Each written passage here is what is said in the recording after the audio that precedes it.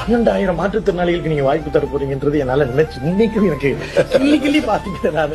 நகர்ப்புறம் plus உள்ளாட்சி இது ரெண்டுத்திலையும் கொடுக்கறதுனால மாற்றுத்திறனாளிகள், கடைக்கோடி மாற்றுத்திறனாளிகள், சென்னையே பார்க்காத மாற்றுத்திறனாளிகள் கூட அந்த அந்த அந்த இடத்துல வந்து எங்களுடைய கஷ்டத்தை பேசுறதுக்கு ஒரு வாய்ப்பு கொடுத்துருக்கீங்க. இது பல்வேறு விஷயங்களை மாற்றுத்திறனாளிகள் கொண்டு வருங்க.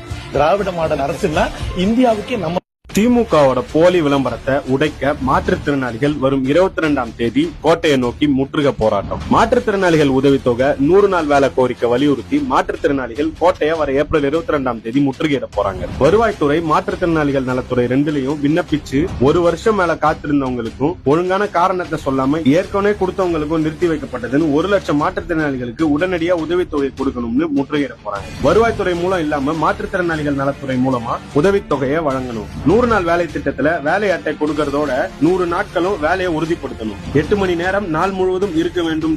2024